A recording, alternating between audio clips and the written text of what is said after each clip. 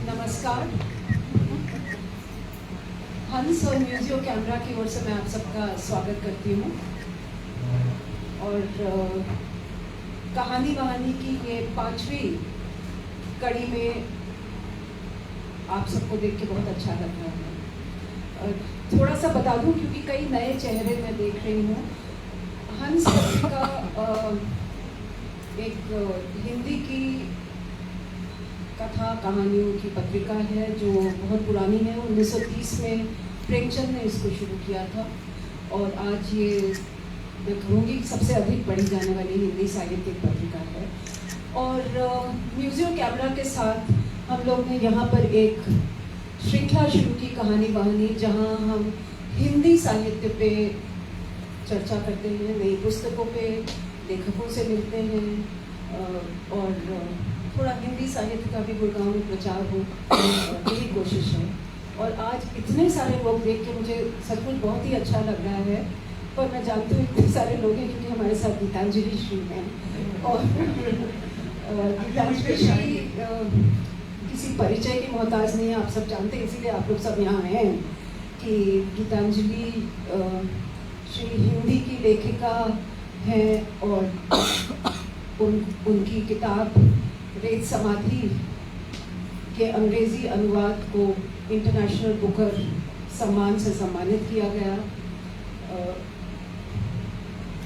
उनकी अगर आप और भी कहानियाँ, और मैंने कहानियाँ पढ़ी हैं उनकी, बहुत ही सेंसिटिव कहानियाँ लिखती हैं। ये ज़रूर कहूँगी कि गीतांजलि जी की पहली कहानी हंस में छपी थी। तो एक तरह से हंस पहली 3 कहानियां हंस में छपी थी। तो एक तरह से हंस से इन्होंने अपनी लेखन यात्रा शुरू की और हम यही सब बता के हम लोग पूरी इनकी शोहरत लूट लेते हैं कि हंस से इन्होंने शुरुआत की। और अच्छा लगता है जब ऐसे देखते हैं कि जिस उद्देश्य से हंस शुरू हुआ था कि लेखकों को, अच्छे लेखन को आगे बढ़ावा दिया जाए, तो से देख के लगता है कि हाँ, एक संतोष होता है कि शायद हम थोड़ा बहुत जो भी कर पा रहे हैं साहित्य के लिए शायद सही दिशा में कर पा रहे हैं। कोशिश जारी है, देखते हैं कहाँ तक जाता है। पर आज हम गीतांजलि जी हमारे साथ हैं और बहुत बहुत धन्यवाद। आदित्य आर्या म्यूजियो कैमरा जिन्होंने ये हमें जगह देते हैं, आदित्य आपका बहुत बहुत धन्यवाद। Thank you. आज इस कार्यक्रम में हमारे साथ राजकमल प्रकाशन भी जुड़े हैं। गीतांजलि जी की किताबें भी वहाँ से प्रकाशित हुई हैं और ये जो चाय समोसे आपने एंजॉय किए ये राजकमल की ओर से हैं। राजकमल प्रकाशन से निरुपम जी हमारे साथ हैं, पर उनके ओनर अशोक जी आ गए। अच्छा, अशोक महेश्वरी जी पहुँचने वाले हैं जो राजकमल प्रकाशन के ओनर हैं, वो स्वयं आ रहे हैं। कार्यक्रम के बाद उनसे भी उनका परिचय कराया जाएगा। माफ़ी चाहती हूँ, इस कार्यक्रम को शुरू होने में थोड़ा विलम्ब हुआ क्योंकि सीमा जी थोड़ा फंस गई थी, सीमा चिश्ती जी, पर बस कुछ ही 2-3 मिनट में शायद वो पहुँच जाएंगी, 2-3 मिनट में पहुँच जाएंगी। तो उसके जब तक वो आए, मैं आदित्य आर्या से और हम गीतांजलि जी को बुलाएं, उसके पहले आदित्य आप 2 शब्द कहना चाहेंगे? मैं आखिरी में कह दूंगा। अच्छा, आप आखिरी में कह। हाँ, महेश्वरी जी को धन्यवाद भी कर दूंगा। So thank you and welcome to museum. Thank you so much जी। प्रत्यक्षा इस पूरी श्रृंखला की क्यूरेटर है हमारे साथ। प्रत्यक्षा हंस की लेखिका है, अपने आप में एक लेखिका है, अनुवादक है, कवि है, पेंटर है और इनको हंस कथा सम्मान भी मिला कुछ वर्ष पहले। और क्योंकि गुड़गांव में ही रहती है तो इस श्रृंखला को क्यूरेट करने में वो हमारा पूरा सहयोग करती हैं। प्रत्यक्षा कुछ 2 शब्द।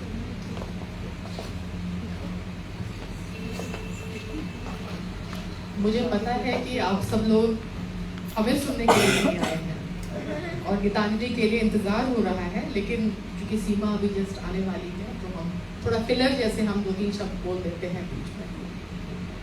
तो गीतांजलि श्री के बारे में क्या कहा जाए, इनके परिचय के बारे में कुछ भी कहना हिमाकत होगी, इनको सब जानते हैं।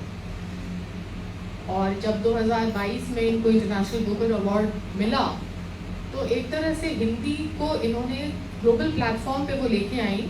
और मुझे लगता है वो बड़ी ऐतिहासिक घटना थी कि पहला बुकर हिंदी का, और भारत में तो खैर और मिले थे लेकिन इंटरनेशनल बुकर ये पहला था। फिर भी मुझे लगता है कि इनकी किसी भी साहित्यिक किताब या इनकी साहित्यिक यात्रा को हम सिर्फ एक बुकर अवार्ड या एक किताब में परिभाषित नहीं कर सकते, क्योंकि इन्होंने बहुत महत्वपूर्ण किताबें लिखी हैं। तिरोहित है, माई है, हमारा शहर उस बरस, खाली जगह और बहुत सारे इनके संग्रह हैं कहानियों के। और उन सब किताबों को अगर आप पढ़ें तो आपको पता चलता है कि उनकी दुनिया कितना विस्तार लिए हुए है, कितना एक जटिल और बहुत सघन दुनिया को वो बहुत बखूबी लिखती हैं। उनकी भाषा, खास करके मुझे भाषा और शिल्प बहुत लगता है अलग किस्म का, और इतिहास और स्मृति और अपने समय को दर्ज करना और एक बहुत ही जिसे मैं कहूँगी बहुत क्लियर पॉलिटिकल स्टैंड लेके लिखना, जो कि इस समय में बहुत ही जोखिम भरा काम है, लेकिन बहुत कम लोग कर रहे हैं और ये कर रही हैं, और इनकी किताबों में बहुत स्पष्ट तरीके से वो आता है। तो ये बहुत बड़ी बात है। और इस सारी चीज़ों को, और ये भी कि स्त्रियों की एक सामूहिक संवेदना के बारे में जो ये लिखती हैं, तो मुझे लगता है ये सब इनके लिखे का बहुत ही एक महत्वपूर्ण तत्व है। और बुकर तो मिला, और बुकर के पहले और बुकर के बाद की बहुत सारी दुनिया अभी हम इनसे सुनेंगे, बहुत सारी कहानियाँ सुनेंगे, बहुत मज़े की बातें जो इन्होंने बहुत यात्राएं की, पहले भी बहुत करती रही हैं और बुकर के बाद और भी कर रही हैं, और बहुत सारे सेमिनार, और इनको इतना रिकॉग्निशन मिला है देश विदेश में, बहुत सारे राष्ट्रीय अंतर्राष्ट्रीय सम्मान मिले हैं। और मैं क्या कहूँ, इनके लिखे के बारे में कुछ भी कहना बहुत कम है। तो ये गीतांजलि का है। सीमा जो आ रही है, मैं उनके बारे में भी 2 शब्द बता देती हूँ। सीमा बहुत वरिष्ठ पत्रकार और लेखक हैं, और एक तरह से वो मल्टीमीडिया बाइलिंगुअल जर्नलिस्ट, और वो इंडियन एक्सप्रेस में, हिंदुस्तान टाइम्स में, BBC में एडिटर रही हैं, और अभी फ़िलहाल वो वायर में हैं। और उन्होंने 2 किताबें भी लिखी हैं। एक तो उन्होंने फिल्मी गानों पे किताब लिखी है, शायद उसका नाम note by note India story है, और एक दूसरी बहुत दिलचस्प किताब उन्होंने लिखी है अपने पेरेंट्स के ऊपर, Sumitra and Anees, tales and recipes of a khichdi family. तो उनकी भी किताब को मैं कवर देख रही थी, बहुत मज़ा आ रहा था देखकर कि बहुत दिलचस्प किताबें पढ़नी होगी। तो सीमा आती हैं तो ये कार्यक्रम हम शुरू करते हैं। तो हम गीतांजलि को हम शायद बुला लेते हैं यहाँ, इनका स्वागत है। और तो 2-3 तैयार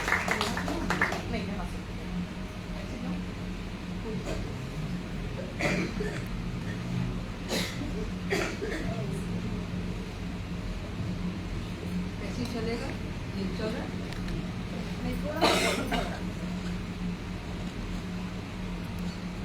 ये मेरी क्योंकि इतनी तारीफ हो रही थी तो मुझे लगा कि बताना ज़रूरी है। ये 1-2 किस्से आप लोगों से मैं फ़ौरन ही शेयर करूँगी।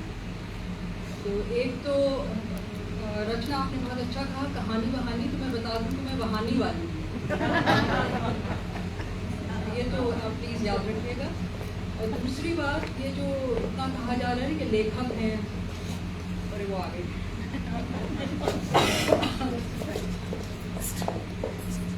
और कहा जा रहा है कि बुकर मिला, ये इनको कौन नहीं जानता, ये किसी इंट्रोडक्शन की मोहताज नहीं है। तो मैं इस पर बस 2 छोटे से किस्से सुना दूँ और फिर सीमा बोलेंगी, मैं चुप हूँ। तो एक तो लेखन का, कि लेखक की इस दुनिया में क्या हैसियत है, उस पर मैं आपको एक छोटा सा किस्सा आप बीती एक आपको बताना चाहती हूँ। कि कुछ साल पहले मुझको लगा कि मैं बहुत ही बोरिंग इंसान हूँ, तो मैं अपना अकेले एकांत में बैठकर, कोई नहीं देखता है, कोई नहीं जानता है मैं क्या कर रही हूँ, अपना मैं चुपचाप लिखती रहती हूँ, कुछ भी नाटक नहीं है मेरी ज़िंदगी में, कुछ भी ग्लैमर नहीं है। तो मुझे बड़ा बुरा लगा, मुझे टैगोर याद आए, कृष्णा सोपती याद आई, इस तरह के जो बहुत ही ऐसे लेखक थे कि जैसे ही वो घुसते लगता कि somebody has entered the room. तो मुझे लगा कुछ तो मुझे करना चाहिए, पर थोड़ी शुरू की बात थी तो ज़रा नर्वस भी थी। खैर मैंने सोचा सबसे पहले अपना चश्मा बदलती हूँ। तो मैं गई दुकान में और मेरे हस्बैंड मेरे साथ थे और मैंने शुरू किया कि थोड़ा सा कुछ चश्मा ऐसा लें जिसमें थोड़ा ड्रामा हो। तो मैंने कहा कि ज़रा ऐसा चश्मा दिखाएं जिसमें कुछ फ्रेम वगैरह में कुछ हो रंग बिरंगा। तो उन्होंने शुरू कर दिया सेल्समैन ने। तो किसी पे हार्ट्स बने हैं, किसी पे फूल बने हैं, किसी पे पता नहीं क्या और चमकदार कुछ सितारे बने हैं, इस तरह का कुछ ज़्यादा ही लग रहा था सब कीला। तो मैं जो पहनती वो कहते बहुत बढ़िया मैडम, बहुत बढ़िया मैडम। तो मेरी हिम्मत नहीं हो रही थी। फिर मैंने एक सोचा थोड़ा कॉम्प्रोमाइज़, तो उसमें हल्का सा फ्रेम पे थोड़ा सा लाली लिए हुए था। तो मैंने उसको पहन के देखा। मैंने पूछा अपने हस्बैंड से कि ये कैसा लग रहा है। तो बोले ठीक है। तो मैंने कहा लेखक लग रही हूँ? तो सेल्समैन बोलता है बिल्कुल भी नहीं मैडम। ये है लेखक। वो चश्मा मैंने ले लिया। और दूसरा छोटा सा कि तो सब मुझे जानते हैं, इस वक्त मैं बता दूँ। और ऐसे बहुत किस्से हुए हैं कि कोई मेरे पीछे पीछे भागती भागती आई और एकदम हाँफ रही थी वो, और वो बोली ma'am ma'am ma'am I have to tell you something. Yes please ma'am you look so much like Geetanjali.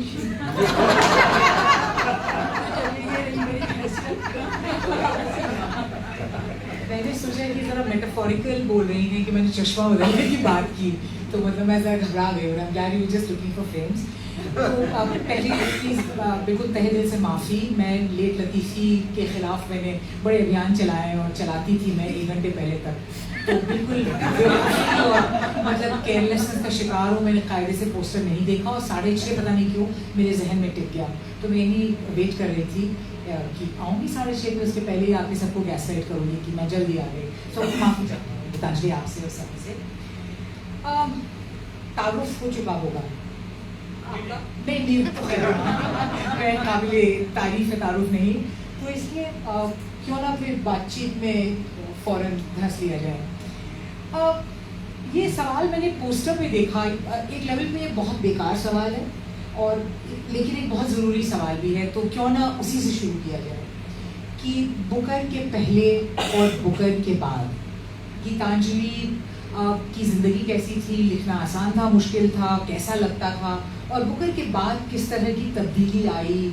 जैसा आप कह रही हैं कि लड़की आई, अब मुझे तो ये बहुत बड़ा कॉम्प्लीमेंट लगे अगर कोई आके इस तरह से बोले, तो वो भी एक रिकग्निशन, एक मैं वो वाला सी वाला वर्ड जो है सेलिब्रिटी यूज़ नहीं करना चाह रही हूँ, लेकिन एक तरह से जो हमारा मीडिया जिस तरफ हम लोग को पुश करता है, एक वो पूरी एक इंस्टाग्राम और वो सब की वो एक नेचुरल वो ज़िंदगी में आ गई है बात। तो पहले उस पर ज़रा सा बात कर लें गीतांजलि की एज अ राइटर, लेखक के तौर पे, जिसका एकांत ज़रूरी है, जिसकी एक तो हर तरह से उसको कंसंट्रेशन, फोकस, एक एनोनिमिटी भी कह लीजिए, आप चाहती हैं कि आप देखें सब चीज़ों को और कोई आपको से न देखे, लेकिन ये जो एक पूरी तरह से इन्वर्ट हो जाता है, इसका ज़रा आप ज़रा कुछ बताएं, क्या असर पड़ा आप पे, आपके लेखन पे? तो मैं इस पर भी 2-3 चीज़ें बताऊंगी। तो एक तो मैंने हाल में ही, ये मैं एंटिसिपेट कर रही थी ये क्वेश्चन, ये पोस्टर पे तो ये जब हाल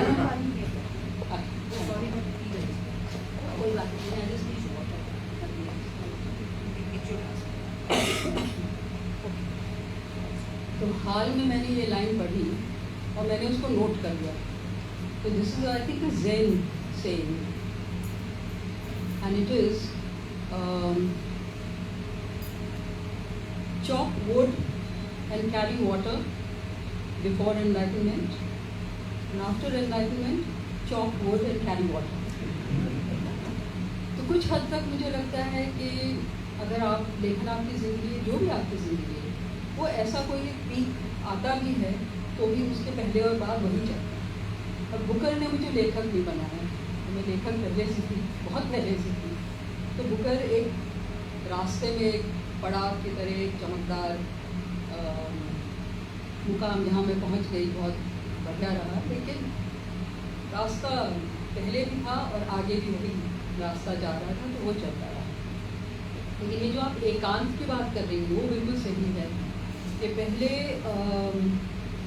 अपने संग अकेले अनग्लैमरस विद दोस बैड चश्मा मैं रह सकती थी और बोलती नहीं थी, बोलना नहीं आता था। अब तो लोग हैरान होते कहते हैं क्या बोलती हो, क्या करूँ, तो मंच पे बैठा दिया जाता है तो बोलना पड़ता है। तो उस तरह से ज़िंदगी ज़रूर बदली और कुछ अच्छा भी हुआ, कुछ ज़बरदस्त रीएडजस्टमेंट मांगा ज़िंदगी ने कि आपको अगर लिखना है तो आपको वापस उसी एकांत में जाना है। आप इस तरह नहीं बार बार बस मंच पर खड़े होने के लिए नहीं, अपनी बाकी ज़िंदगी आप उसमें नहीं सर्व कर सकते। तो क्या किया जाए, तो ये एक सोचिए कि ये एक ज़बरदस्त जद्दोजहद है जो मुझे बुकर के बाद करनी पड़ी है। लेकिन मुझे अपने पे भरोसा है कि मैं धीरे धीरे फिर से उस तरफ जा रही हूँ। मैं भाग लेती हूँ बीच बीच में, कुछ महीनों के लिए गायब हो जाती हूँ और कोशिश यही करती हूँ कि पता न चले किसी को। अभी भी लोग कहें कि आप लगती हैं गीतांजलि श्री की तरह, तो वो उस तरह से किया जाता है। तो ये इसका एक थोड़ा एक व्हाटएवर कोलैटरल डैमेज बोलिए है। लेकिन जो इससे सबसे अच्छी चीज़ हुई और गज़ब की चीज़ हुई वो ये है कि बुकर ने मेरे साहित्य की दुनिया को बहुत बड़ा कर दिया, जो मुझे पहले कभी इस तरह से मिलता ही नहीं। तो मुझे जिस तरह से लेखक, दुनिया भर के लेखक और पाठक, किताब से मोहब्बत करने वाले लोग जिस तरह से मेरी दुनिया में बढ़े हैं, मैं उसको नेमत के अलावा कुछ नहीं मान सकती। तो जाहिर है कि ये बुकर ने ही किया है and I am lucky. I always say this, Booker कोई भी पुरस्कार किसी एक व्यक्ति को नहीं मिलता है। कोई आप अकेला पौधा कहीं किसी एक मिट्टी में नहीं उगता है। तो अगर मैं मुमकिन हूँ तो मेरे चारों ओर और भी होंगे मेरे जैसे, और उनको भी मिल सकता था। पर चलिए, मैं खुश नसीब कि मुझे मिला। तो ये जो मुझको मिल गया उसके साथ साथ एक ऐसी चीज़ है जो मैं हर तरह से हज़ार और जो कमियां या जो मुसीबतें बुकर लाई उसके लिए कॉम्पनसेट करता है। और जहाँ तक आप लेखन की बात करती, मेरे लेखन पे ये कैसे असर डालता है, वक्त की ज़रूर वो करता है। लेकिन मुझे नहीं लगता कि कोई भी सच्चा लेखक एक बाहरी दबाव में लिखेगा। तो वो दबाव जो है वो मेरे भीतर से ही आता है। और ऐसा भी नहीं है कि मैंने 3 किताबें लिखी हैं तो मैं चौथी किताब में बहुत माहिर हो जाऊंगी अब लिखने में और बड़े आराम से लिखूंगी। वो हर बार एक नए सिरे से आपको कोशिश करनी है, हर बार असफल होने के लिए तैयार होना है। तो इसलिए ना बुकर ना पुराना लेखन आपको ऐसे तैयार कर देता है कि बस आप अगली किताब बड़े आराम से लिख जाएंगी।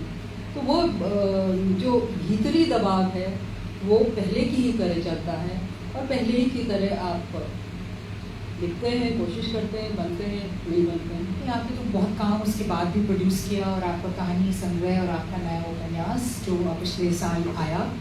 लेकिन एक तरह से क्योंकि ये पहला दक्षिण एशियाई भाषा को एक इस लेवल पे एक रिकग्निशन था, हिंदी, उर्दू, हिंदुस्तानी जो कह लीजिए उसे, तो उसमें हिंदी पट्टी से बाहर इस भाषा को ले जाने में बुकर का जो भूमिका रही है और आप उससे आपको ज़रा लगा कि मतलब गुड थे? नहीं, मुझे लगा कि ये तो हुआ, लोगों को पता चला कि हिंदी भी एक भाषा है दुनिया में और हिंदी में बहुत कुछ है और हिंदी हिंदू नहीं है ये भी पता चला। तो नहीं तो अभी वो हिंदू पॉलिटिकली भी और इग्नोरेंस में भी, हाँ नहीं सांस्कृतिक भी और इग्नोरेंस में भी हिंदी और हिंदू एक बोल देते थे, हिंदू लैंग्वेज करके बोलते थे। अब सबको पता चल गया है। साथ साथ ये भी पता चला कि हिंदी के चारों ओर बहुत सी भाषाएं हैं। तो ये तो हुआ कि something happens when it kicks open a door, और अचानक उनको दिखाई पड़ने लगा कि बहुत सी भाषाएं हैं जिनमें बहुत पुराना साहित्य है और उसमें दिलचस्पी बढ़ी। और ये अचानक आप देखिए कि अनुवाद की दुनिया इस समय ऐसी सरसरा रही है कि थोड़ा देख के घबराहट होती है, क्योंकि जो सबसे बड़ा खतरा शायद हमारे वक्त में है वो है मार्केट का। तो जब ये सब चीज़ें होती हैं तो वो इतनी तेज़ी से मार्केट के सारे जो भी दांव पेच हैं और खेल हैं उसमें उनके फंसने की जो एक संभावना आ जाती है वो परेशान करती है। लेकिन वो हो रहा है और अनुवाद इस समय बहुत बड़ी चीज़ हो गई है और सब जगह मतलब ग्रांटा और ये और वो बहुत कुछ हो रहा है देखिए दूसरी भाषाओं में। But let us face it, the gatekeepers in some sense continue to be the West and तो वो उन सब जगहों में अचानक इन चीज़ों को बहुत तवज्जो दी जा रही है and it's becoming, it should not become an industry और जस्ट ए कमर्शियल इंडस्ट्री, लेकिन बहुत इसमें दिलचस्पी लोगों की जागी और बहुत अनुवाद हो रहे हैं, शायद आएंगी चीज़ें सामने। अनुवाद में मैंने एक सवाल एक्चुअली तैयार किया था आप ही के इंटरव्यू से प्रेरित। आपने 1 साल पहले एक इंटरव्यू में भर्तृहरि को कोट किया था अनुवाद पे और भर्तृहरि को कोट किया था और आपने ये कहा था कि उनका ये मानना है कि हर शब्द का अनुवाद मुमकिन नहीं है, तो यानी वो कुछ और बन के जर्नी करता है एक और ज़बान में, मतलब एग्जैक्ट तर्जुमा नहीं हो पाता है। तो अनुवाद और अनुवादकों की तारीफ में आजकल बहुत कहा जाता है, अनुवादकों का रोल बिल्कुल क्या कहा जाए, मतलब अगर वो ना हो तो हम कितनी भाषाएं हम और कितनी कहानियाँ और साहित्य चीज़ें हम एक्सेस न कर पाएँ। लेकिन आपको क्या लगता है कि अनुवाद में क्या खो जाता है? एक तो आपने मार्केट प्रेशर की बात की कि बाजार की वजह से जो बिल्कुल जल्दी में बिल्कुल आनंद फानंद में करना है वो, उसके अलावा भी क्या कुछ अनुवाद में रह जाता है, कुछ छूट जाता है? सीमा, ये सवाल बहुत पूछा जाता है और लोगों को बहुत परेशानी होती रहती है इस सवाल से।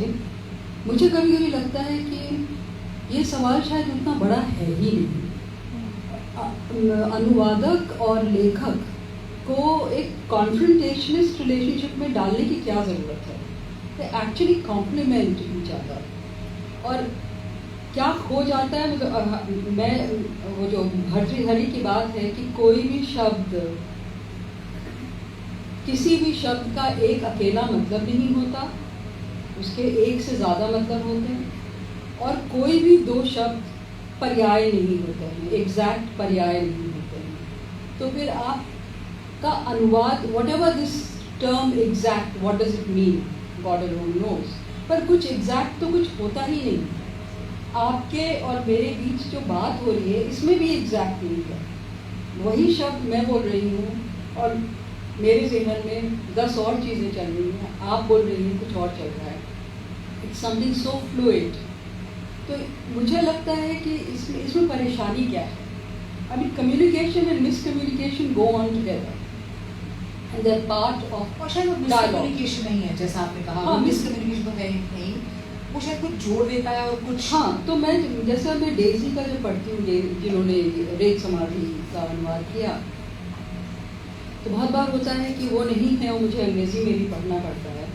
तो तब मैं जब पढ़ती हूँ तो मुझे लगता है कि नहीं, हिंदी में था कुछ। लेकिन कभी कभी कोई चीज़ पढ़ती हूँ और मुझे लगता है कि अच्छा, ये अंग्रेज़ी में जो इसमें लिंट आया है ये हिंदी में नहीं था। तो ये अलग अलग टुकड़े अलग अलग कुछ खेल करते रहते हैं। तो असल चीज़ है कि आप अनुवादक और लेखक के बीच में किस तरह का रैपॉर्ट है।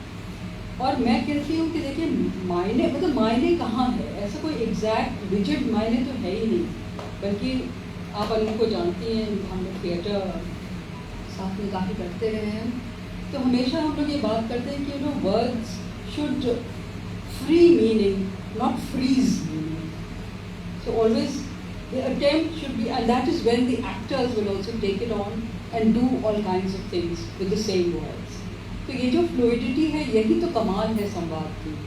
और मुझे लगता है कि जो असल चीज़ है वो एक तरह का ऑर्बिट ऑफ मीनिंग है। तो शब्द के बहुत से मतलब हैं, लेकिन कोई एक ऑर्बिट, कोई एक घेरा है, उसके भीतर वो मतलब है सारे। तो अगर अनुवाद में कुछ थोड़ा सा दूसरे ढंग से कुछ मतलब आ रहे हैं, लेकिन with in that orbit it is still faithful. उसके बाहर चला गया तो फिर आपको परेशानी हो सकती है कि भाई ये इसका अनुवाद नहीं है, वो कुछ और चीज़ है।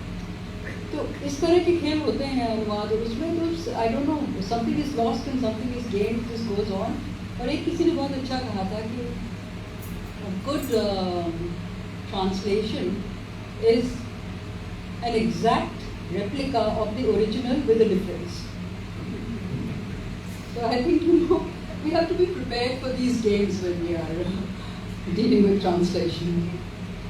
आपने थिएटर का जिक्र किया, तो आपका संबंध एक थिएटर ग्रुप से भी है, थिएटर से आपका बड़ा गहरा रिश्ता है। और मैं कुछ और भी कुछ जो लोग रिव्यू करते हैं आपकी किताब में, और ख़ुद हम सब लोगों को जब आपकी किताब पढ़ते हैं तो इसका अंदाज़ा होता होगा कि आपके कैरेक्टर्स खूब बतियाते हैं, मतलब उसमें बड़ी साइलेंसेस भी होती हैं, लेकिन एक से कैरेक्टर और खूब उसमें बड़ी गुदगुदी होती है उसको पढ़ के, उसमें बहुत डेप्थ होती है। और कई दफ़ा मतलब बिल्कुल it is like the drama of everyday life, वही सोल होता है कई आपकी किताबों का। कल देर रात मैंने इनकी सहसा ख़त्म की, which I request you to read a little bit your favorite part of it. I will include my favorite part. I don't know. Okay, your random part from Okay. लेकिन इसमें मतलब एक तरह से मतलब मैं इसमें क्लाइमैक्स का इंतजार कर रही थी, सो हॉरिबल स्पॉयलर्स अहेड। लेकिन इसके हर पन्ने में वो एक आपको एक गुदगुदी, एक आनंद, एक इंटिमेसी, एक फेमिलियरिटी, एक डेप्थ का एहसास होता है। तो मतलब तो हर चीज मतलब बाजीचा अतफाल मतलब पूरी तरह से इसमें कंटिन्यूसली थ्रू दिस नॉवेल एक रिफ्लेक्ट करता है। आपका थिएटर से जुड़ा होना किस तरह से इन साइलेंसेस को और इन कॉन्वर्सेशंस को, इस बातचीत को आपके कैरेक्टर्स में इन्फ्लुएंस करता है? देखिए, जो थिएटर से जुड़े होने से मैंने बहुत कुछ सीखा है, जिसको मैं किसी बहुत ही स्पष्ट तरह से मैंने नहीं जाना है कि मैं आपसे कह दूं कि ये और ये और ये, पर मैं जानती हूँ कि मुझ पे इस सबका इत्तेफाक है कि मैंने जब अपना ये फिक्शन राइटिंग शुरू करी, उसी समय मैंने अनु के साथ काम शुरू किया थिएटर में। तो हालांकि मैं अपने को थिएटर वाली कभी नहीं मानती, मेरे में हिम्मत ही नहीं है कि मैं कहूँ कि मैं थिएटर वाली हूँ, लेकिन वो भी मैंने तभी किया।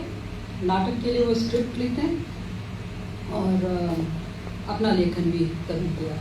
तो मुझे लगता है कि ओरैलिटी मतलब जो ध्वनि है, एक तो सबसे पहली ट्रेनिंग शायद या सबसे पहला एहसास जो मुझे थिएटर ने दिया वो है ध्वनि का, कि मुझे, और इसलिए भी कि बचपन से हम लोग ओरैलिटी मतलब हमारी जो संस्कृति है उसमें ओरैलिटी का इतना बड़ी भूमिका रही है और हम इसको भूल चुके हैं।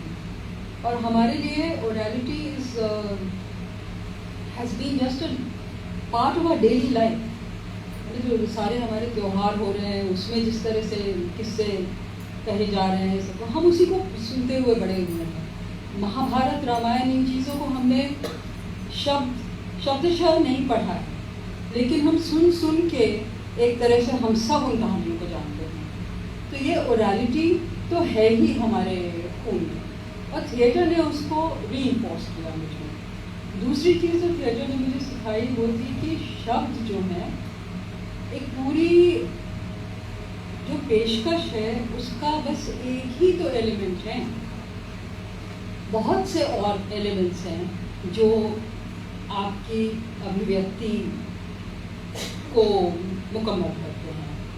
तो ये जब सीखा तो मेरे लिए लेखन में ये सबसे बड़ी एक तरह से समझिए कि अड़चन इसी को लेकर हुई, क्योंकि आप डांस में और चित्रकला में आप नहीं कहते हैं कि क्या कहानी है, शब्द का क्या मतलब है, क्योंकि आप उसमें दूसरी चीज़ों को महत्व दे पाते हैं। लेकिन लेखन में चूँकि हमारा जो मेन इंग्रेडिएंट है वो वर्ड्स, शब्द, तो हमको हमेशा लगता है कि भाई सब जो कुछ है उसको शब्द में कहना है। तो आपका छोड़ देना बहुत से लोगों को परेशान करता है। वो इस बात के आदी नहीं है कि आप छोड़ दें, कि आप बात को पूरा न करें, आप कहाँ ले जा रहे हैं इसको, ये क्या बन रही है। उनके लिए ये सवाल बहुत ज़रूरी होते हैं और समझ नहीं पाते हैं कि ये सवाल उठाने के लिए जवाब देने के लिए है ही नहीं, बात को क्लोज करने के लिए है ही नहीं कला, चाहे साहित्य हो चाहे कोई भी और कला लिखा हो। तो इस चीज़ से मुझको जूझना था अपने लेखन में। और मैं अगर आप मुझे परमिट करें, अगर मैं सही कर पाई, तो मैं एक आपको बना के बोल रही हूँ, नाटक में, जैसे अनु के नाटक, मैं उनका मजाक चूंकि उड़ाती रही हूँ इस बात को लेकर। वो हैं यहाँ नहीं है, यही तो बता अफसोस दिया है, जाएगा। बताएंगे उन्हें जरूर। और मैं इतनी बार उनका ये मजाक उड़ा चुकी हूँ तो इस तरह की कोई लाइन होगी जो बिल्कुल ही साधारण लाइन है, लेकिन अब मैं कोशिश करती हूँ। अच्छा, मैं पकड़े रहती हूँ। तो अब मैं जो बोलूँगी हिंदी में वो संवाद है, और जो मैं बोलूँगी इंग्लिश में वो आपसे मैं कहूँगी। तो अब संवाद मान लीजिए एकदम साधारण सा है कि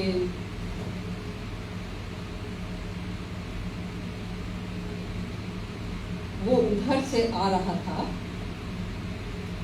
मैंने उसे देखा और मैं खड़ा हो गया। ये है बस, वो उधर से आ रहा था, मैंने उसे देखा और मैं खड़ा हो गया। अनु कैसे करेंगी उसको? वो करेगी, वो उधर से आ रहा था, starts walking in from this side. मैंने उसे देखा और मैं खड़ा हो गया। So now, so it's actually a brilliant thing, because it takes in just so many spaces, so many times. When is it being said? Is it happening now? Is it being reported? So it's actually just in one very ordinary sentence, you've got just so many times, places, meanings, all that. And you know, this kind of खेल जो मुमकिन था नाटक से मैंने जब देखा, तो मुझे लगा कुछ इसी तरह के खेल करने हैं। इसमें भी कोशिश की, क्या बना क्या नहीं बना। तो मैं चाहती थी कि आप सहसा से कुछ पढ़े, लेकिन उसके पहले रेत समाधि की तो बात करनी होगी। तो उसमें आपने जिस तरह से शब्दों के मतलब अनु खड़ी हो सकती हैं, अपने उनसे कह सकती हैं जैसे आप चल के आइए, ये कीजिए वो कीजिए, आप इतना नहीं कर सकती, आप पूरी स्पेस में कम से कम कलम कागज़ लेके बैठिए। उसमें भी आपने जिस तरह से कंसीव किया कि जो माँ है रेत समाधि में, वो क्या नहीं कह रही है या वो कुछ और कह रही है। मैं चाहूँगी आप भी अनवेल करें इस बात को कि किस तरह से नहीं सिर्फ एक नाने का हम आने, माँ बिल्कुल दीवार की तरफ देख रही हैं, और उन्होंने कई पाठकों को परेशान भी किया 200 पन्नों तक कि भाई कब उठेंगी माँ या क्या करेंगी अभी, जिन्होंने प्रेसी नहीं पढ़ी थी नॉवेल की पहले, वो परेशान हो गए थे। लेकिन फिर माँ ने करवट ली, लिटरली और वैसे भी। उसके ज़रा बताइए कि आपने नहीं पे और दूसरे शब्द पे कैसे देखी? अब देखिए, ये इतना कुछ सोच के पूरा फॉर्मूला बना के तो नहीं लिखा था, लेकिन फिर से मेरे जहन में चूंकि ये बात है कि शब्द जो हैं वो उनमें मन गढ़ंत मायने ही होते हैं, और मायने हम डालते रहते हैं और मायने बदलते रहते हैं, जस्ट सो फ्लूइड। तो नहीं का मतलब क्या है, तो मतलब है कहाँ पर? तो ये एक तो ये चीज़ है जो मुझको बहुत प्रेरित करती रही। और आपने ये जो कहा 300 पन्ने तक कुछ नहीं, या 200 पन्ने तक, बहुत लोगों ने कहा कि 200 150 तो मैंने ये देखिए किसी का 150 पन्ने तक कुछ नहीं होता। हम भूल जाते हैं कि साहित्य और कला, they actually about stillness, they actually about some kind of meditative moment, and that meditative moment which just repeats. ये मैंने सोचा नहीं, उस तरह से सोच के नहीं लिखा, लेकिन जो ये जो एक मेडिटेटिव मोमेंट है जो रिपीट करता है अपने को, जो दोहराता रहता है। एक औरत जब झाड़ू लगाती रहती है, लगाती रहती है, लगाती रहती है, और आप उसी को बस देखते जा रहे हैं, देखते जा रहे हैं, देखते जा रहे हैं। एक स्तर पे वो बहुत ही बोरिंग एक्टिविटी लग सकती है कि वही चीज़ हो रही है, लेकिन किसी और स्तर पे वो एक पूरे, आप समझिए कि इटर्निटी को इंगित करने लगती है। एक मंडेन एक्ट बिल्कुल एपिक हो जाता है। तो ये मैं नहीं जानती रेत समाधि में ऐसा कुछ हो पाया कि नहीं, पर जो रिपीटिशन है, जो दोहराना है, जो बहुत ही उबाऊ लग सकता है अगर आप बहुत ही सरसरे तरह से उसको देख रहे हैं, वो असल में बिल्कुल मंडेन और एपिक के फर्क को मिला देता है। And I think that is something which all art aspires to. तो कहाँ से आया वो रेत समाधि में ये नहीं माँ का बस हर समय पीठ ही दिखाना, और आप बस उसी को जब देखे जा रहे मैंने नहीं सोचा था कि ऐसे होगा, लेकिन कहीं ना कहीं वो हुआ कि ये क्या बस सिर्फ पीठ ही दिखा रही है, उस तरफ भी कुछ हो रहा है। इधर तो हम पीठ देख पा रहे हैं जो कि बेजार है ज़िंदगी से, और अब वो बस लगता है कि बस मर जाना चाहती है और ये सबसे उगता चुकी है, किसी की तरफ अब नहीं मुड़ना चाहती है। लेकिन हो क्या रहा है उस तरफ? वो दीवार में अपने को जिंदा चुनवा देना चाहती है या दीवार में छेद करके उस तरफ निकल जाना चाहती है। ये चीज़ होते होती चली गई। I think it's just it's as much a surprise and as much a fascination for me as it might be to those readers who had the patience to read beyond 150 pages. तो बताइए ना, नहीं क्या बन गया, कौन सा शब्द बन गया? नहीं इसमें तो अच्छा इसी में बताएं, आप बताएं। हाँ, अब आप थिएटर वाली हैं। अरे नहीं, ये कहकर तो आपने जो था थिएटर वो भी गया। लेकिन नहीं, इसमें कुछ, क्योंकि माँ जो है वो बिल्कुल आप में से कुछ ने शायद पढ़ा होगा उस किताब को, तो माँ बस लेटी रहती हैं और अब लगता है कि उनको ज़िंदगी में कुछ करने का मन नहीं है और अब वो जीना भी जैसे नहीं चाहती हैं, और ठंड के दिन हैं और वो कहते हैं, उनको जब सब कहते हैं कि उठो तो कहती नहीं नहीं नहीं नहीं, तो बस वो नहीं चलता रहता है और रिपीट होता रहता है। पर कहीं ना कहीं किस वक्त मेरे बिना किए अम्मा कि नहीं की ध्वनि बदलने लगती है और वो होने लगती है नहीं नहीं नहीं नहीं, तो नहीं से वो नहीं नहीं नहीं, मैं नहीं उठूँगी, और फिर नई की ध्वनि कुछ और बनने लगती है और हो जाता है मैं नई उठूँगी, मैं नई ही उठूँगी। तो वो पूरा आपने कहाँ शुरू किया और जहाँ इसको ख़त्म किया वो बिल्कुल उल्टा मतलब हो जाता है कि अब वो बिल्कुल she renew herself and she get up new. That was very revelatory. एक और मतलब मेरा ये पर्सनल ऑब्जर्वेशन है गीतांजलि कि आपकी हर किताब को पढ़ के, शायद ये हमारी उम्र का वो है रिफ्लेक्शन, लेकिन पढ़ के ऐसा लगता है कि पूरी मतलब कई युग उसमें आप पार्ट लेती हैं पाठक के लिए, मतलब you take us through a lot of eras, और उसमें मतलब उसमें मैथिली शरण गुप्त भी हैं, उसमें नेहरू का भी रेफरेंस है, उसमें एक जज रिटायर हुए वो हैं, लेकिन एक बिल्कुल एक इंस्टेंट भी है जिसमें शीला की दिक्कतें हैं और वो खींच रही है अपनी माँ से। और ये अक्सर मैंने आपकी शॉर्ट स्टोरीज में भी देखा है जहाँ पे भी लघु कहानियों में तो बहुत कम टाइम भी रहता है, पन्ने भी कम रहते हैं, उसमें भी आपके कैरेक्टर्स में एक पूरा आप एक पूरी इपॉक को आप ऐसे करती हैं ऑलमोस्ट हर कहानी में। क्या ये आपको कभी इस बात का ख्याल आया कि आप इसमें बहुत कुछ समेट ले रही हैं, और is it just my reading? तो जिंदगी ऐसी ही होती है ना, कोई भी चीज़ सिर्फ इसी पल की तो नहीं होती है, और इस पल में भी न जाने कितने पल होते हैं, कितनी स्मृतियाँ होती हैं, कितनी चीज़ों को जोड़कर छोड़कर न जाने क्या क्या करके तो ये पल आया है। तो वो अपने आप ही बहुत ही बेसाख्तगी से ये सब चीज़ें आ जाती हैं मेरे लेखन में। मुझे नहीं लगता कि मुझे सोचना पड़ता, पर मुझे यही लगता है कि इसमें हैरानी की कोई बात नहीं है कि है ही ना, हर चीज़ तो जुड़ी हुई है, और इन्हीं सब जुड़ाव का ही तो ये ताना बाना एक किताब का रूप ले लेता है। और एक और बात पता नहीं और लोगों को जो यहाँ बैठे हैं उनको भी लगा होगा कि जो बूढ़े लोग हैं भाई, जिन्हें एक तरह से समाज जो भाई रिटायर्ड है, सेवानिवृत्त है, या वैसे भी कोई जो बहुत ही ऐसी लग रही हैं कि अब काम नहीं करती या वैसे ही, उसको एक तरह से अनुपस्थित हो जाते हैं, जो कि पूरी थीम है सहसा की, इनकी नए उपन्यास की, कि रिटायर्ड जज किस तरह से अपने आप को अनप्रेजेंट महसूस करता है, उसको लगता ही नहीं कि वो है वहाँ, और वो उसी से मतलब एक अच्छा खासा हिस्सा उस पर डिवोटेड है। तो अक्सर समाज बूढ़े लोगों को इस तरह से देखता है कि भाई अब आप हो गया अब आपका, मतलब हमारे ज़माने में, मतलब हम भूतकाल की बात कर रहे हैं।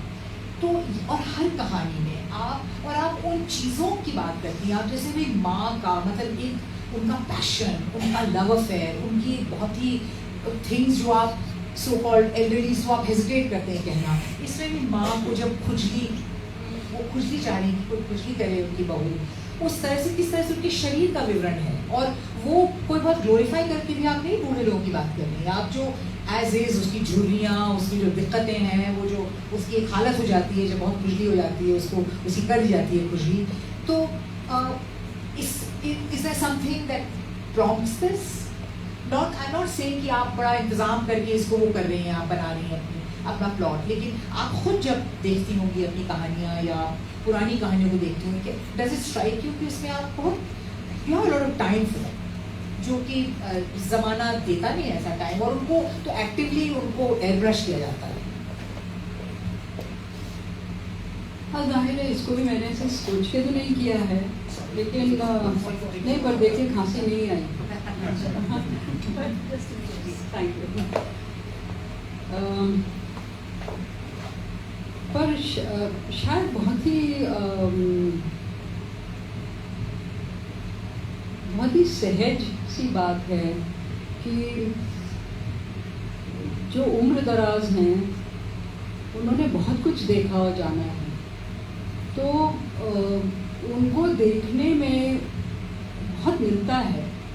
तो ये शायद मतलब कोई अकेला मेरा अनुभव है ऐसा नहीं हो सकता। तो हमारे चारों ओर हैं उम्र दराज लोग, और कहती नहीं हूँ, शायद मैं भी उस कैटेगरी में हूँ, अपने को भी देखा तो शायद काफ़ी कुछ देखा है।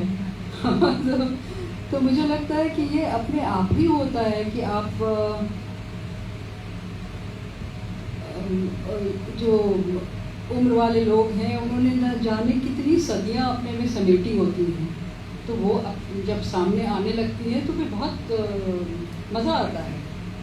और ये भी शायद, अब मैं नहीं कहूँगी कि मैंने ये सोचा है कि इस तरह से करना है, इस बात का विद्रोह करना है कि जैसे जो कुछ हो रहा है जवान लोगों के साथ ही हो रहा है और वही है जो दुनिया में सब कुछ कर रहे हैं, ऐसा तो नहीं है। और जो बड़े लोग हैं, कोई यही सोचना कि अब इनकी उम्र हो गई और अभी किसी काम के नहीं है, ये बात ही अपने में कितनी गलत है। हम चारों ओर अपने देखते रहते हैं ऐसे, हम मतलब मैंने तो हमेशा ही ऐसे देखे हैं। किसी ने मुझसे कहा कि एक्चुअली ये कहा कि अम्मा जो एल्डरली मतलब बेजार पड़ी हुई थी वो सबको बहुत पहचान में आ रही थी, बाद वाली अम्मा उनको थोड़ी लगा कि ये कुछ हुआ है, कुछ अलग हुआ है, आपने कुछ अलग किया है। पर आप चारों ओर देखिए, अलग नहीं हुआ। अब ऐसे हैं अम्माएँ और अब्बा जो अभी वो उन्होंने जीना नहीं छोड़ा है, वो जब तक जिंदा हैं तब तक जिंदा हैं और वो सब कुछ करते हैं और सब कुछ नए सिरे से करते हैं। तो मुझे तो उसमें बहुत मज़ा आता है और मुझे लगता है कि एक खूबसूरती भी है। मतलब मैं बिल्कुल, कोई मेरा प्रेजुडिस नहीं है, मेरे ख्याल में मैंने ऐसी भी चीज़ें लिखी हैं जिसमें जवान किरदार हैं। खाली जगह में शायद वो बच्चा ही है 18 साल का जिसकी ज़बानी पूरी कहानी कहेंगे, लेकिन जो एक डिग्निटी, एक ठहराव, एक और बदमाशी, मैं मतलब कितने सारे, अब तो मैं कहते कहते मुझे हिंदी की वो जो जिनको मैं अपना बिल्कुल गुरु मानती हूँ, लेखक गुरु कृष्णा सोप्ती याद आ रही है, जो इतनी मतलब इतनी प्यारी शैतानी भी थी उनमें, इतनी दबंग थी, इतनी सीरियस थी, वो सारी चीज़ें जो उनमें थी, तो बहुत मज़ा आता है ऐसे किरदारों के साथ रहने में, वो अपने आप ही आ जाती हैं। पिताजी, दो सवाल कुछ आज के वक्त से जुड़े हुए आपके लेखन के बाहर, मतलब जो हो रहा है हमारे चारों ओर, कभी कभी आपको क्या लगता है, मुझे तो लगता है कभी कभी, मैंने मतलब काफ़ी हद तक हिंदी में काम किया वगैरह, मतलब बिल्कुल मेरे it's my half mother tongue, mother tongues, लेकिन अब जो एक तरह से हिंदी को बताया जाता है और थोपा जा रहा है, यूँ कहिए, उसका रह रह के जिक्र होता है, एक अलग उसकी एक पॉलिटिकल एक रेजोनेंस हो गई है। बतौर एक प्राउड, सक्सेसफुल, कॉन्शियस हिंदी लेखन करने वाली गीतांजलि को क्या ये बात ज़रा सी अनईजी करती है कभी कभी? देखिए, लैंग्वेज पॉलिटिक्स अनईजी कर सकती है जब कोई मुझसे कहे कि अच्छा आप तो ड्रिवन बाय हिंदी, मतलब language politics, Hindi writing that कर हिंदी, आई मीन, हाँ, मैं आप उसको एक वैश्विक स्तर पर ले जाएंगे तो फिर अंग्रेजी के साथ आपका वही रिश्ता होगा, लेकिन अगर आप हिंदी और अन्य भारतीय भाषाओं की बात करेंगे तो वो हिंदी को ऑप्रेसर एक तरह से देखते हैं, तो फिर उसमें थोड़ी सी एक ऐसी पोजीशन होती है कि मैं क्या इसका जवाब दूँ, क्योंकि जाहिर समझा जा रहा है कि मैं एक प्रिविलेज पोजीशन में हूँ और कुछ हद तक हूँ, जाहिर है। तो ये जो लैंग्वेज पॉलिटिक्स है वो तो है ही, हम सब उसका हिस्सा है, लेकिन हमको साथ साथ ये भी समझने की शायद ज़रूरत है कि जहाँ तक साहित्य है, जहाँ तक साहित्य का सवाल है, साहित्य में अगर हिंदी जिंदा है या और भी कोई भाषाएं जिंदा हैं तो वो सरकार के किए नहीं जिंदा, बल्कि सरकार के किए तो वो ख़त्म ही हो जाएंगे, क्योंकि ये वाली हिंदी और इस तरह वाली भाषा वो चाहते ही नहीं। तो जो जिंदा है वो तो वो भाषा है जो लोग बोलते हैं, जहाँ बॉर्डर्स नहीं होते हैं। और इस देश में खासकर जो इतना प्लूरलिस्टिक देश है, यहाँ तो सबसे ज़्यादा जो आदान प्रदान है वो बॉर्डर्स पे ही हुआ है, तो भाषाओं का भी। तो जिस तरह से भाषाओं ने एक दूसरे से लिया है और लोग जिस तरह से bilingual multilingual at various levels में, और वो उनके साहित्य में अभी भी आता है। तो हम सब जो है एक दूसरी भाषा में लिखते हैं। और मुझसे अभी किसी एक कन्नड़ राइटर फ्रेंड ने कहा कि हम लोग क्यों ऑब्जेक्ट कर रहे हैं कि हिंदी हम नहीं पढ़ेंगे स्कूल में, हमको हिंदी पढ़नी चाहिए और फिर उसमें हमें अपने कन्नड़ खूब सारी डालनी चाहिए। So I think this is what people and writers and artist do. तो वो आप तो हर समय उसको बना रहे हैं और एक एक्लेक्टिक और प्लूरलिस्टिक बना रहे हैं। तो मुझे लगता नहीं है कि हर स्तर पे इस तरह के वेमिनस की ज़रूरत है, पर हाँ ये पॉलिटिक्स है, one has to address it, you can't just shut your eyes to it. इसी से जुड़ा एक सवाल, आपकी जो दुनिया है आपसे बातचीत करके, और जो आपने कहा कि एक समृद्ध लेखन परिवार को और एक बहुत बड़ी आपने दुनिया को क्रेडिट दिया जब आपको बुकर भी मिला, और वैसे भी आपकी राइटिंग बेहद यूँ कहिए cosmopolitanism just jumps out all the time हर तरह से। और मैं नहीं कह रही हूँ कि आप कर रही हो इसको, वो है ऐसा और आपकी तमाम किताबों में। तो क्या इस प्रकार की कॉस्मोपॉलिटन हिंदी, एक असर्टिव मिश्रित ज़बान जो कि प्योरिटी को बिल्कुल मतलब डी-रिकग्नाइज करती है वो एक्टिवली और पुश करी और वो प्राउडली हिंदी है, क्या इसकी जगह है आज के भारत में 2026 में? मुझे तो लगता है हाँ, मुझे तो लगता है अभी हम लोग सब इसी मिक्स्ड उसमें बात कर रहे हैं। और एक चीज़ मुझे अक्सर सीमा लगती है, ये देखिए हम वो तो देखते हैं और परेशान होते हैं, जो बड़ी आग लगी हुई होती है, जो हाथी के बड़े बड़े खेल हैं, वो हम देख के परेशान होते हैं कि इसमें क्या हो रहा है। लेकिन कुछ छोटी छोटी चीज़ें भी हो रही हैं जो बिल्कुल भी कमज़ोर ना समझी जाए। उस हाथी के पैर के नीचे जो चींटियाँ अपनी ज़िंदगी जी रही हैं, जो अपने को बचा भी रही हैं शोर में और वजनदार उसमें अपने को निकाल भी ले जा रही हैं, अपने घर फिर से बना रही हैं, अपनी रिहाइश फिर से बचा रही हैं, इनकी भी ज़िंदगी मेरे ख्याल में साहित्यकार वो ज़िंदगी भी देखता है। और मुझे लगता है कि हमें हमेशा, इसलिए मैं पॉलिटिक्स की बात पर जब लोग कहते हैं कि भाई the politics of a writer, what is the responsibility of the writer today? So politics is not only confrontationist. Politics is also keeping your own narrative alive, keeping your own way and method alive, जो किया जा रहा है, जहाँ पे वो भाषा पनप रही है, ये ऐसे नहीं जल्दी खत्म होने वाली। तो मुझे लगता है जो गीतांजलि की किताबों में कई तमाम जानवर, चिड़िया, फाख्ता अजान देती है, अजीब अजीब चीज़ें होती हैं, तो ये भी इस बात का ट्रिब्यूट है। और आजकल की पॉलिटिक्स में भी हम लोग वही दीमक का जिक्र होता है, टर्माइट की बात होती है, अब पैरासाइट, कॉकरोच, वायरस, तो खुद ही हमारे आजकल जो नेतागण लोग और जो पोजीशन अथॉरिटी में है उनको एहसास हो रहा है छोटी मोटी चीज़ों का और तरह की चीज़ों का जो उनको परेशान कर रहे हैं। अब finally before we move to questions, मेरा सवाल भी आपसे होगा और मुझे थोड़ा सा पढ़ के आपको पूरा वो जो एक Russian literature feeling that you get, मतलब एक पूरी एक द एपिक ऑफ थिंग्स, तो हम जब समाज में और लेखकों की भूमिका देखते हैं और दोनों का एक दूसरे के प्रति एक जिम्मेदारी होती है, शायद पाठकों की ये समाज की, लेखकों और इंटेलेक्चुअल्स के प्रति और इंटेलेक्चुअल्स की समाज के प्रति, आप किस तरह से देखती हैं इस संबंध को? पहले तो हु मेक्स होम, इसमें कोई सीधा जवाब है या वो एक चलता रहता है कनेक्शन, लेकिन क्या जिम्मेदारी है हम लोगों की लेखकों के प्रति और आपकी, हम सब लोगों के प्रति और समाज के प्रति? एक तो रेटोरिकल तरह का जवाब है ही इसका, वो भी दे दीजिए। वो भी दे दूंगी। पर I mean this is a give and take relationship. So समाज के बिना लेखक नहीं और लेखक के बिना समाज नहीं। और मुझे लगता है कि इसको लेकर तो इस तरह का एक जो ऑब्सेशन हो गया है कि आप सिर्फ समाज का चित्रण करिए, तो ये इतना इसकी सोचने की ज़रूरत भी नहीं है। आप जो भी चित्रण करेंगे वो समाज का ही होगा।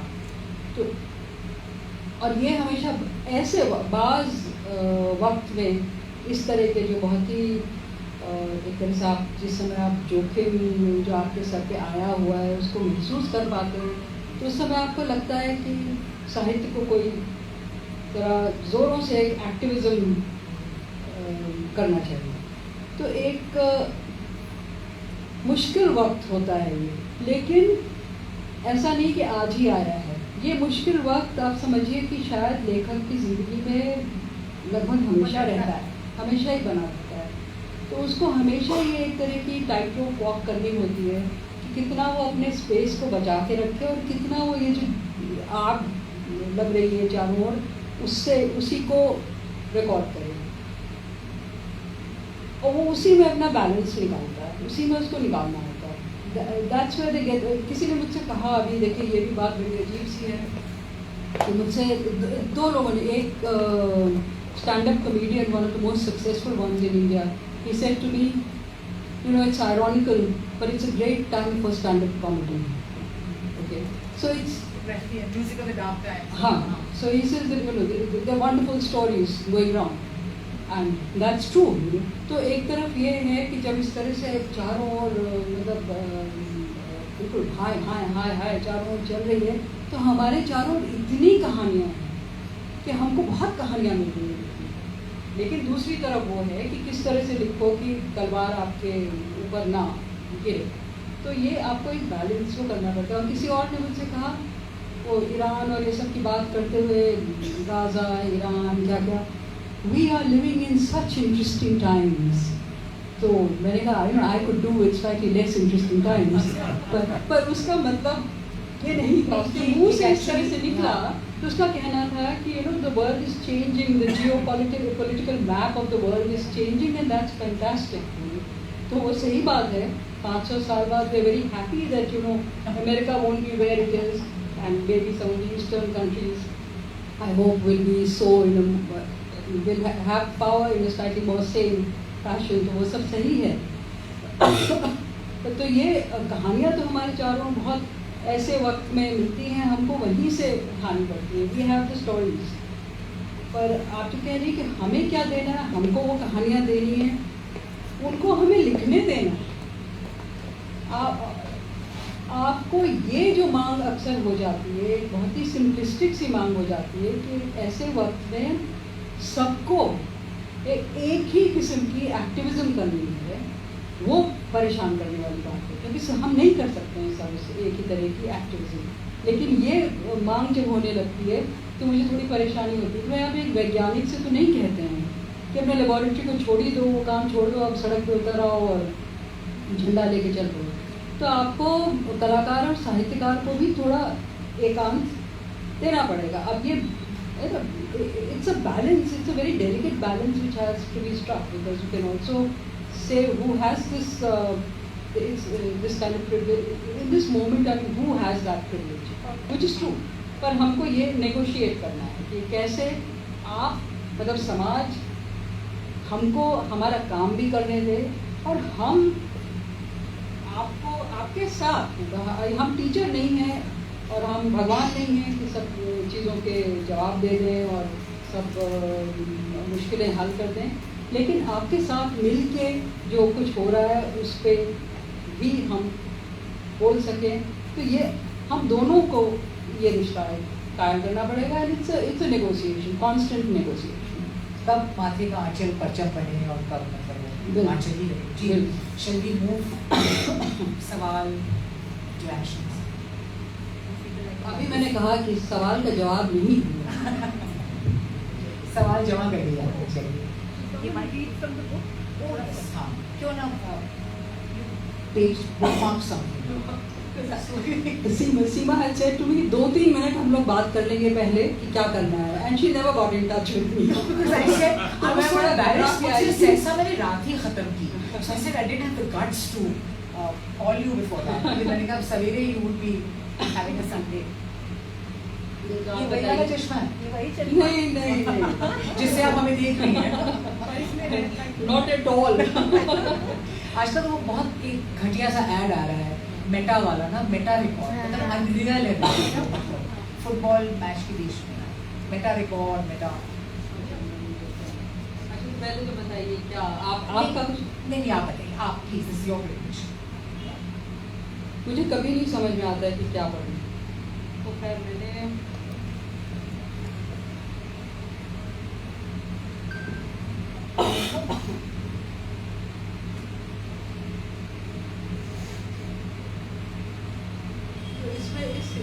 इस पुस्तक में जो मुख्य किरदार है एक रिटायर्ड जज है जो अब घर से बाहर ज़्यादा नहीं जाता और उसने अपना एक छोटा सा बाग बना लिया है जिसको वन प्रांगण सब कहते हैं और उसी में बस वो रहता है और उसी में उसकी देखरेख करता है ज़्यादातर, मतलब बाहर कम से कम निकलता है और बाहर की दुनिया की बुराई ही करता है। तो वहाँ से मैं एक टुकड़ा पढ़ रही हूँ। आता हूँ, सीमा रेखा पर लगे केले के पेड़ से बोले। उसको भी जाने के पहले छूना था। उसके विशाल पत्तों को पोंछने लगे और बचपन में उस पर खाए भोग लगे हलवा पूरी उबले चने का स्वाद उसे बताया। बोले ऐसा था बचपन, ज़रा मुस्कुरा के। फिर वही हुआ जो हो जाता था। फिसलते पत्तों के पार रेंगते शहर की झलक पा गए। दृष्टि मधुमालती पर पड़ गई, लटकी हुई सहमी सहमी मरियल मटियाली। सड़क किनारे विष उगलती मोटर कारों से बचने को मोहल्ले की बाउंड्री वॉल से चिपटी हुई। दीवार के इधर धूल अटी खाली जगह जिसे पार्क का नाम मिला हुआ था में घूरा उग रहा था। उधर गिरे तो मोटरों से कुचली जाए, इधर तो घूरे में दब जाए। अपनी जान को चिपटाए अटकी लटकी है। रजिया फंस गई कुंडल में, भूले ने सोचा। मुस्कान सिकुड़ गई। ये नसीब तो नहीं होना था लतर का कि लोहे पत्थर स्टील धुएं में मध्यतीन पड़ी हो, न पानी न घास न प्यार। किसी ने उसकी डाली से तार बांध दिया था और दूसरा सिरा कुछ दूर खड़े जंग खाए खंभे में फंसा दिया था। फटे फटीचर कुचैले कपड़े उस पर सूखते रहते। भूले राम ने केले के पत्ते वापस समेटे जैसे बुरे नाटक पर पर्दा गिराने। अभी बाँह उठी ही थी और पत्ते हाथ में ही थे कि एक चिड़िया उस पर आ बैठी, पत्ते पर नहीं उनकी बाँह पर। वे ठिठके, मुस्कुराहट लौटने को ही। सोचा हिलेंगे तो उड़ जाएगी, हिले नहीं। देखा ये तो गौरैया है, वही गर्दन पर भूरी धारी वाली गौरैया जिसे उनका हरा भरा भा गया है और आ गई है बाकी चिड़ियों के कलरव में इस डाली उस डाली फुदकने। मेरी बाह को डाली समझती है, वे मुस्कुरा दिए और मजबूत पेड़ बन के खड़े रहे। पर पेड़ की खाल के भीतर क्या होता है, उसके सीधे सतर स्थिर बाह्य रूप को देखकर कौन जान सकता है। क्यों उसी पल उनका लहू किसी ठोकर से टकराया, जैसे समुद्र की लहर पत्थर पे खून हुई और रुका, फिसला, भूले के दिल की एक धड़कन उठा ले गया। वैसा धचका जिसमें कोई अलग विचार आ जाए, नित दिन के नितपन को गड़बड़ाता। कुछ कौंधा। अभी भी वे पेड़ हुए, रुके खड़े थे, गौरैया उनकी बाह पर, कि कौंधा डाली समझ के बैठ गई है या क्या इसलिए कि वो मुझे देख ही नहीं रही, अपनी समझ से हवा में डोल रही है। मैं क्या अदृश्य हवा, प्रेत, भूत सा फिरता अपने घर में? बाकी सब जिसे बिना देखे उसकी बगल से नहीं उसके बीच से निकल जा रहे हैं। तभी गौरैया मैं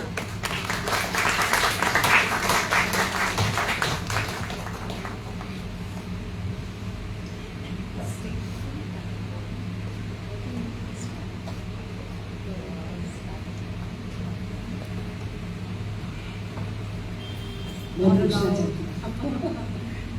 नहीं, मैं सिर्फ उत्सुक हूँ ये जानने के लिए कि आप जब किसी एक उपन्यास की थीम सोचती हैं तो क्या एक कोई पर्टिकुलर इंसिडेंट या कोई व्यक्तित्व जो आपको बहुत दिलचस्प लगता है या लगता है कि उसमें बहुत सारी कहानियाँ छुपी हुई हैं और उससे व्हाट इंस्पायर्स यू और आइडिया आपकी अच्छा एक लग रहा है कि उपन्यास बन सकता है या कुछ बन सकता है? एक किसी लेखक ने कहा था कि लिखने के पहले उसका जो लिखना शुरू करता है उसके पहले देयर इज साइलेंस, उसके बाद देयर इज साइलेंस। तो कुछ उसी तरह का, सच पूछिए तो कुछ वैसा ही एक थोड़ा ब्लैंक सा भी माहौल होता है भीतर, यहाँ या जहाँ भी अब हमारा रचनात्मक ज़ेहन है। पर मुझको ऐसा लगता है कि हमारे भीतर हर समय बहुत सी कहानियाँ हैं हम जो अपने जीवन में बटोरते रहते हैं, अपने अनुभव, दूसरे के अनुभव, सीखी हुई चीज़ें, कल्पना, न जाने किन किन चीज़ों से जुड़कर ये कहानियाँ बनती हैं। और वो हमारे भीतर कोई एक फैक्ट्री है, चाहे आप उसको इंट्यूशन स्पेस कह लीजिए, वो वहाँ पे जाकर जमा होती रहती हैं। तो कहानियाँ वहाँ रखी हैं, जैसे शायद मिकेलांजेलो के बारे में कहते हैं ना कि the statue is already there in the stone, he just has to discover it. तो कहानियाँ वहाँ पर हैं। अब करना ये है कि कैसे, कौन सी कहानी किस वक्त निकल के आए। अब अलग अलग लेखक का कुछ होता होगा कि कुछ लेखक होंगे कि भाई बाहर कोविड हो रहा है और वो सोचते हैं कोविड पे लिखना है, पर बहुत से लेखक हैं जो ऐसा नहीं सोचते हैं। तो वो कहानियाँ जो भी भीतर कुलबुला रही हैं उनको उनका पल ढूंढने देते हैं, which is why I waste a lot of time. I always say that I live as, I write as if I have 500 years still to go. इतनी धीरे धीरे लिखती हूँ। तो आपको अपने को एक तरह से खाली छोड़ने की ज़रूरत है और कोई वो इंस्पायरिंग ट्रिगर अपने आप आपको मिलता है। कभी वो कोई छोटा सा संवाद होगा, कभी कोई छोटा सा दृश्य होगा, कुछ भी, something very small can set you off. Like in the case of Red Samadhi, it was just the back of an elderly woman, which is such such an ordinary sight. So many elderly people were just looking bored and sitting there slumped. तो बस वो एक image, लेकिन अगर उस आप कोई भी एक चीज़ जो आपको शुरू करा दे, आप फिर उसके संग रहिए तो अपने आप धीरे धीरे उसमें से कहानी निकलने लगती है जो पहले से आप में है। So I don't think it's कहीं डिवाइन इंटरवेंशन और कहीं से कोई कहानी आई। I think it's already there in you and it's begins to concretize. The smoke unfurls and begins to acquire flesh and body. Yeah. मुझे याद है आपने कहा था रेत समाधि को लिखने में आपको शायद 15-14 ऐसा कुछ थोड़ा और बढ़ता गया है, शायद 6-7 या 7-8 साल। तो क्या सहसा उस समय आपके अंदर जी रही थी या सहसा बाद में आई? नहीं, सहसा तो बाद में आई है। नहीं, किताब तो बाद में आई है। नहीं, अंदर में मुझे मालूम नहीं। देखिए, अगर थी तो मुझे उस समय पता नहीं था। और सहसा मैंने कोविड के पहले शुरू करा था और फिर कुछ ऐसा हुआ था कि यही पैंडमिक की वजह से सब घर परिवार सब मतलब ये हो गया कि एवरीबडी गेट टुगेदर, और जो हेल्प आते थे घर में वो नहीं आ रहे थे, तो हम लोग घर वालों को ही सब कुछ करना पड़ रहा था। So life had suddenly completely turn, so I could never return to it. तो मैंने शुरू कर दिया था before that. Now why I don't know. One is, मुझे बहुत दुख था कि कैसे हम लोग कैसे हम अपने चारों ओर जो हमारे संबंध हैं, हमारे अंतरंग संबंध हैं और जो हमारे आसपास की दुनिया है उसको हम बिखरने देते हैं और समझते नहीं हैं कि बिखर रहे हैं, और हम तब देखते हैं जब वो नहीं होती है। तो मुझे इसको लेकर एक बहुत ज़बरदस्त दुख मेरे अंदर पनप रहा था. In the last years we had seen lots of deaths in the family and of friends. तो कुछ वो था और मैंने कुछ शुरू किया था, लेकिन मैं वापस उसके पास जा नहीं पाई. और फिर जब पैंडेमिक के बाद लगा कि अब वापस अपनी ज़िंदगी में लौटें, तो मुझको बुकर मिल गया. तो which was wonderful, but then again now I could not return to it. तो पिछले साल मैं 1 साल के लिए एक जगह पे लगभग गायब होकर बैठी रही हूँ, तब जाके मैं इसको पूरा कर पाई.